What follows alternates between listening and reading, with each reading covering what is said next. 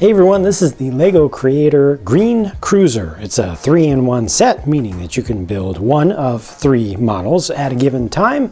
I'm going to take you through each of those 3, starting with the smallest one, which is this truck, a semi-truck.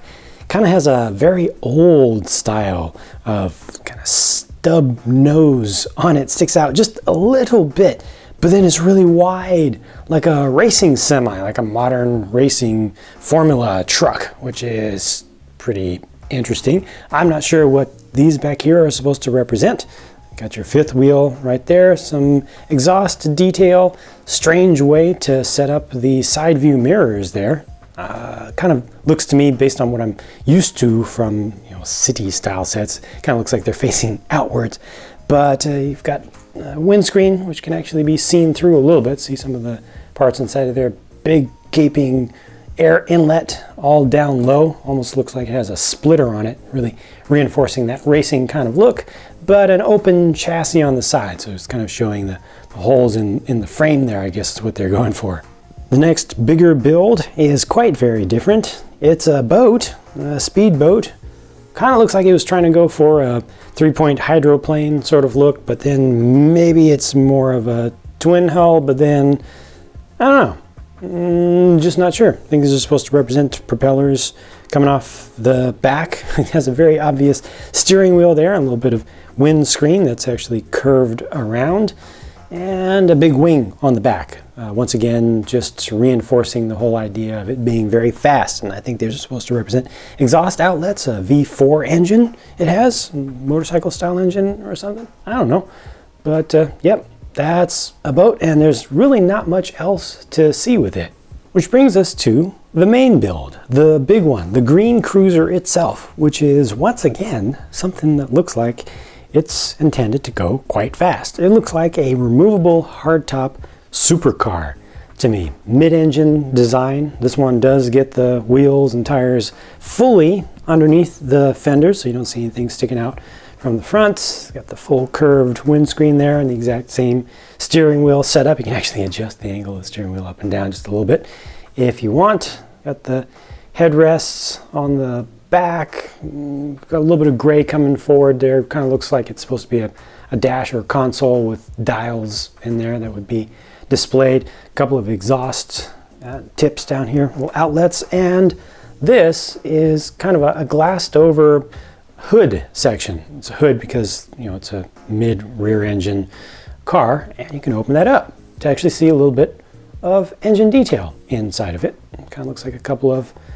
manifold banks going off the sides, and I'm not sure exactly what that's supposed to be, but it's detail. And yeah, once again, that's pretty much all there is to see here. Not too many parts used to build it. One of the things I personally like the most here is the ability to bring in a minifigure. As a matter of fact, you could put another minifigure over here in the passenger seat. It's just nice to be able to put figures into these creator sets, even though the proportions aren't that good and the dude is sitting quite very high. Just to be able to put him in is good for play. Proportion-wise, I think it works even better with the boat, because here he's actually able to sit down a little bit lower in it. The back of the head matches the headrest a little bit better, I think. Just a pretty good look. This is something that actually makes sense to me, and I could see being used amongst other city-style, regular minifig scaled builds. What I didn't show you on the main build, though, is that the underside of it is quite very hollow. Quite very hollow indeed. As a matter of fact, look at that. You can see the front. I can stick my finger right into there, which means that from the top, you're also able to see the ground. There's no floor pan in the front of this, nor underneath the seat. So that's more than a little bit awkward to me. This one is also hollow on the underside, but that doesn't bug me at all because it's covered up from the top. However, the rest of this bugs me a little bit. Just the color scheme is a little bit weird, the shaping is a little bit weird, and I feel like it's not that good looking of a completed build. Plus you can't use a minifigure with it, but that's not something that I expect. It's just I don't know, this doesn't look like an official build to me. It looks like, something that you can make from some random parts, but not something that LEGO would sell normally. Now, while most of this boat build actually pleases me, I am very much bugged by the big holes in the Technic bricks on the sides of that. I feel like that really takes away a lot. If they had put in a couple of the pins and, you know, covered up those holes with tiles from the sides, that would have looked much better.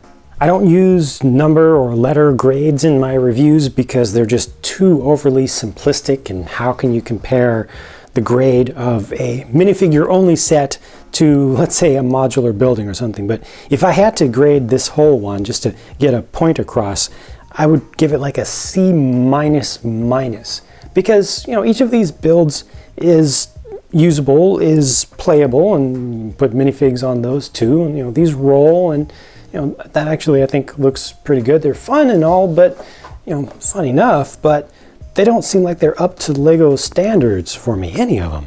It's not terrible, but it's definitely not good in my opinion. Let me know if you agree with that. You know, give me some support. I kind of feel bad, you know, just ragging on a set, but I really don't have good feelings about this one. Or if you disagree and, you know, you actually do think this is a good set, then let that be known and let me know why. So please do share your thoughts either way in the comments. Thank you for watching, and I'll talk to you again soon.